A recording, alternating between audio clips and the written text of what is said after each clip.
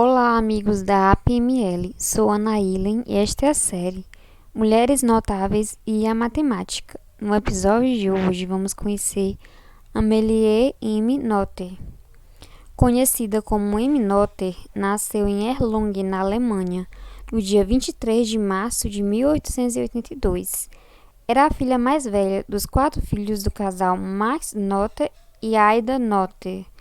Max foi o primeiro em sua família a seguir carreira acadêmica, conseguindo o título de doutor em matemática no ano de 1868 em Heidelberg, e após 5 anos mudou-se para Erlangen, onde M nasceu. A família de Ada tinha descendência judia e era composta por mercadores bem-sucedidos. Todos os 4 filhos do casal tornaram-se matemáticos. M. Noether começou a escola aos 7 anos de idade e concluiu os estudos aos 15. Após concluir, buscou aprofundar seus estudos em francês e inglês, passando no exame oficial do estado da Bavária para professora de inglês e francês na escola para meninas. Entretanto, M começou a buscar uma educação universitária em matemática. Confrontada com as regras vigentes da época nas universidades alemãs, as quais não permitiam matrículas de mulheres e só podiam ser apenas ouvintes, e ainda era necessária uma autorização especial, que muitas das vezes não era concedida. Outro grande obstáculo era a educação de baixa qualidade oferecida às mulheres.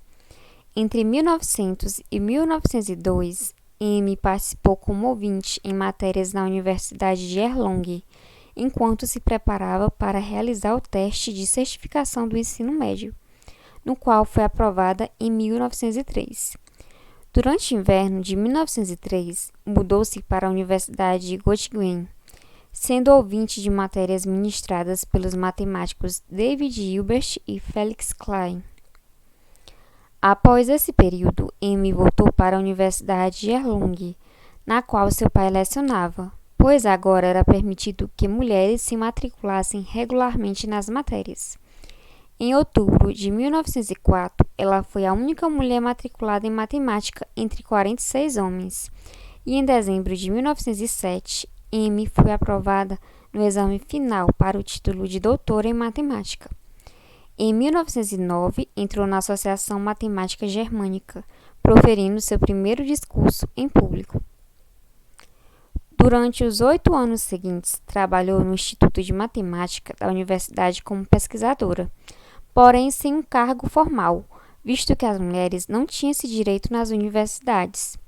Começou a lecionar no lugar do seu pai devido à grande incapacidade física na qual ele se encontrava. Realizou um trabalho fundamental na orientação de alguns estudantes para a obtenção do título de doutor. Em 1915, foi convidada por seus antigos professores Hilbert e Klein a retornar à Universidade de Göttingen. Sua tentativa de obter habilitação para lecionar foi, entretanto, impedida devido a questões burocráticas e culturais, uma vez que não era aceitável uma mulher ser membro do conselho da universidade.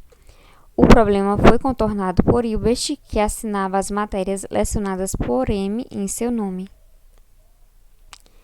Em 1919, finalmente foi permitido legalmente que as mulheres pudessem se habilitar a lecionar nas universidades alemãs.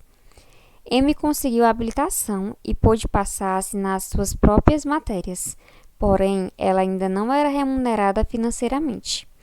Apenas em 1922, obteve uma mudança para o cargo de professor associado, ministrando álgebra, o que permitiu que ela recebesse um pequeno salário.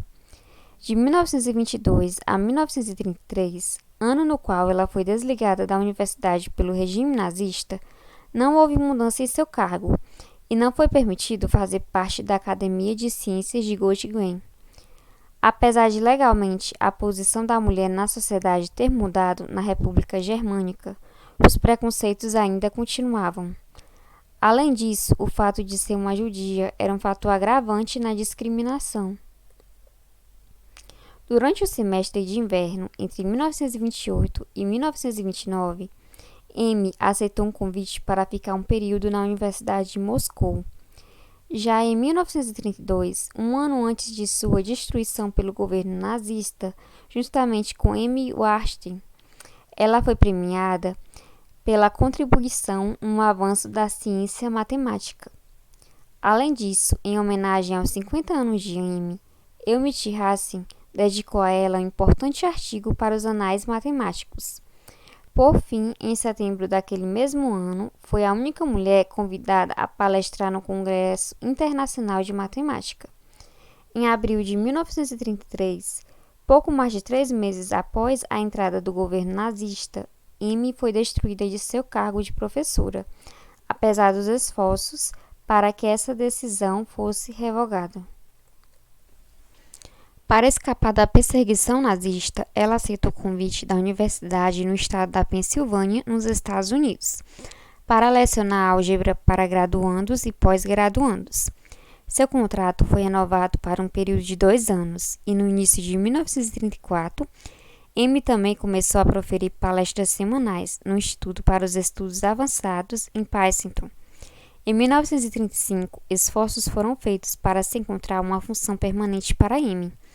No dia 14 de abril de 1935, porém, Amy falece de maneira inesperada na Pensilvânia durante uma cirurgia para a retirada de um tumor. A urna com suas cinzas permaneceu na Pensilvânia. Diversas homenagens póstumas foram dedicadas a Amy e seu importante trabalho na matemática. As obras. A obra de Amy tem início em sua tese de doutorado, na qual ela expandiu os estudos de Gordon, seu orientador, sobre as formas biquadráticas ternárias, produzindo um sistema de 331 formas covariantes. Após esse período, Gordon foi sucedido por Ernest Fischer, na Universidade de Erlangen, em 1911. Fischer começou a orientar Amy em seu trabalho com invariantes, rompeu com a visão construcionista de Gordon e aproximou-se do pensamento abstrato com o qual Hilbert trabalhava. Dessa forma, o domínio no assunto e suas ideias inovadoras que colocaram os métodos de Hilbert em uma linguagem algébrica levaram com que Hilbert e Klein convidassem Amy para a Universidade de Göttingen em 1915. O trabalho desenvolvido por Amy em Göttingen constituiu em auxiliar Hilbert e Klein em alguns problemas relacionados com a teoria da relatividade, levando ao chamado Teorema de Noether, auxiliando na teoria da relatividade e na física de partículas elementares. Seu trabalho teve grande apreciação em 1918 por Albert Einstein, que agradeceu por seu pensamento matemático penetrante. O trabalho de Amy com invariantes levou a ser uma das lideranças da matemática de sua época. Porém, sua grande obra, que a levou a outro patamar dentro da matemática, foi seu trabalho em álgebra, que começou por volta de 1919, sendo seu artigo de maior importância publicado em 1921, denominado A Teoria dos Ideais nos Anéis. A partir dessa mudança em sua trajetória, os estudos de Amy concentraram-se no estudo de sistemas não comutativos e, através de sua própria abordagem conceitual, unificou o estudo das álgebras não comutativas. A forma de pensar de Amy influenciou diversos matemáticos da época, principalmente aos algebristas, em destaque van der Waerden, que publicou 2 volumes intitulados Álgebra Moderna, os quais revolucionaram a álgebra e o pensamento matemático. Homenagem. Em sua homenagem, a Associação para Mulheres em Matemáticas criou em 1980 a distinção acadêmica Amy Noether Lectures, para homenagear mulheres que realizavam contribuições significativas para a matemática. Segundo a associação, Amy foi uma das maiores matemáticas de seu tempo, alguém que trabalhou e lutou pelo que amava e acreditava. Sua vida e seu trabalho permanecem uma tremenda inspiração. Até o próximo episódio. Visite nossas redes sociais: YouTube, Facebook e Instagram. Abraço!